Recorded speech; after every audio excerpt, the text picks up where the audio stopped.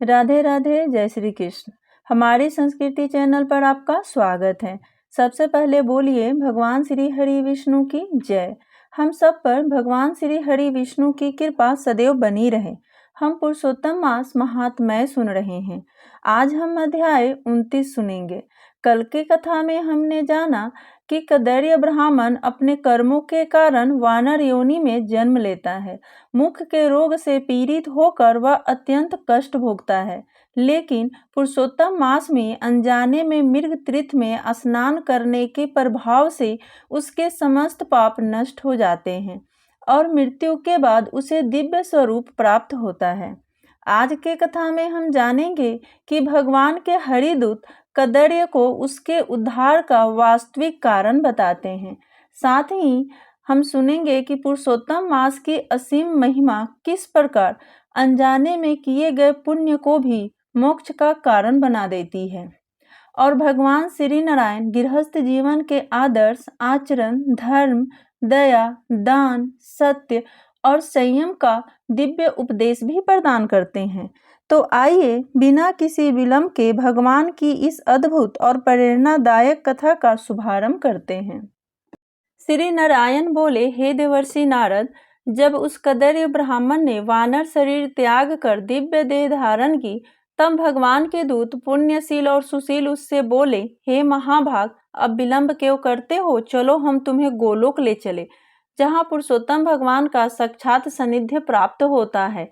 यह सुनकर कदैर्य अत्यंत विनम्र हो गया। उसकी आंखों में आश्चर्य और कृतज्ञता के आंसू भर आए।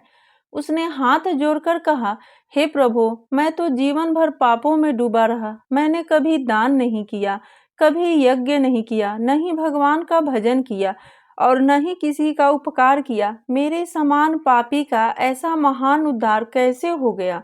मैंने कौन सा पुण्य किया जिसके कारण मुझे यह दिव्य स्वरूप और भगवान के धाम का अधिकार प्राप्त हुआ? उसकी विनम्रता देखकर भगवान के दूत मुस्कुराए और बोले, हे कदैर्य, यही पुरुषोत्तम मास की अनंत महिमा है। भगवान की कृपा का कोई पार नहीं है। तुमने जानबूझकर नहीं बल्कि अज्ञानवश ही ऐसा महान व्रत कर लिया जिसने तुम्हारे समस्त पापों का नाश कर दिया। तुम्हारे मुख में रोग था, इसलिए तुम भोजन नहीं कर सके। इस प्रकार अनजाने में ही तुमसे उपवास हो गया। तुम वृक्षों से फल तोड़ते थे पर खा नहीं पाते थे और वे फल भूमि पर गिर जाते थे। उन फलों से अनेक पक्षियों, पशुओं और छोटे छोटे जीवों का पेट भरता था। यह भी एक प्रकार का परोपकार और दान बन गया। भूख, प्यास, शीत, वर्षा और धूप को सहते हुए तुमने जो कष्ट सहे वही कठोर तपस्या के समान हो गए। और सबसे बड़ा पुण्य यह हुआ कि पुरुषोत्तम मास के दौरान तुम बार बार मृग तीर्थ के पवित्र जल में लौटते रहे। उस पवित्र स्नान के प्रभाव से तुम्हारे जन्म जन्मांतर के पाप नष्ट हो गए। भगवान पुरुषोत्तम की कृपा से तुम्हारा हृदय शुद्ध हुआ और आज तुम्हें यह दिव्य गति प्राप्त हुई है। हरिदूतों के वचन सुनकर कदैर्य का हृदय भाव विभोर हो उठा। उसने उस पवित्र मृग तीर्थ को प्रणाम किया, उस पर्वत को प्रणाम किया, उन वृक्षों को प्रणाम किया और उस वन भूमि को भी प्रणाम किया जिसने उसके जीवन का कल्याण कर दिया। फिर अत्यंत विनम्रता और आनंद के साथ वह दिव्य विमान में विराजमान हो गया। उसी समय देवताओं ने आकाश से पुष्प वृष्टि आरंभ कर दी। गंधर्व मधुर भक्ति गीत गाने लगे, अप्सराएं आनंद पूर्वक नृत्य करने लगी और चारों ओर दिव्य मंगल ध्वनि गूंज उठी। क्षण भर में वह दिव्य विमान आकाश मार्ग से गोलोक धाम की ओर बढ़ चला। वहां पहुंचकर कदैर्य ने भगवान पुरुषोत्तम के दिव्य दर्शन किए। उस परम धाम में न जन्म है, न मृत्यु है, न रोग है, न शोक और न किसी प्रकार का भय। वहां केवल भगवान का प्रेम, भक्ति और अनंत आनंद ही विद्यमान है। इतनी अद्भुत कथा सुनकर देवर्षि नारद के मन में एक और जिज्ञासा उत्पन्न हुई। उन्होंने हाथ जोड़कर भगवान श्री नारायण से विनम्रता पूर्वक कहा, हे प्रभु, आपने प्रातः काल के कर्तव्यों का अत्यंत सुंदर वर्णन किया। अब कृपा करके यह भी बताइए कि दिन और रात्रि में मनुष्य को किस प्रकार धर्म पूर्वक जीवन व्यतीत करना चाहिए। तब भगवान श्री नारायण ने गृहस्थ धर्म का उपदेश देते हुए कहा, हे नारद, गृहस्थ को प्रतिदिन श्रद्धा पूर्वक संध्या वंदन, देव पूजन, तर्पण और पंच महायज्ञ का पालन करना चाहिए।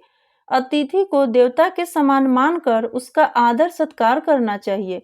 भिक्षु, ब्रह्मचारी और जरूरतमंद व्यक्ति को यथाशक्ति भोजन कराना चाहिए। उसके बाद स्वयं शुद्ध मन और संयम के साथ भोजन करना चाहिए। भोजन के पश्चात भगवान का स्मरण करना चाहिए, धर्म ग्रंथों का श्रवण करना चाहिए और अपने जीवन का आत्मचिंतन करना चाहिए।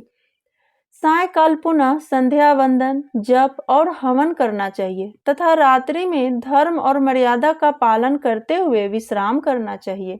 मनुष्य को सदैव अहिंसा, सत्य, दया, दान और संयम का पालन करना चाहिए। यही गृहस्थ जीवन के मुख्य स्तंभ है। जो इनका पालन करता है वही सच्चा धर्मात्मा है और अंत में परम कल्याण को प्राप्त करता है। यह कथा हमें बताती है कि पुरुषोत्तम मास की महिमा अनंत और अपरंपार है। भगवान की कृपा से अनजाने में किया गया छोटा सा पुण्य भी जीवन का उद्धार कर सकता है।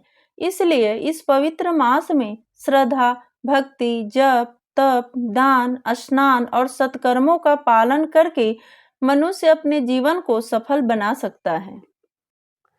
आज का अध्याय यहीं समाप्त हुआ। आगे की कथा हम कल के अध्याय में सुनेंगे। दोस्तों, अगर आपको हमारा ये वीडियो पसंद आए तो लाइक और सब्सक्राइब जरूर कीजिएगा और कमेंट में जय श्री कृष्ण जरूर लिखिएगा।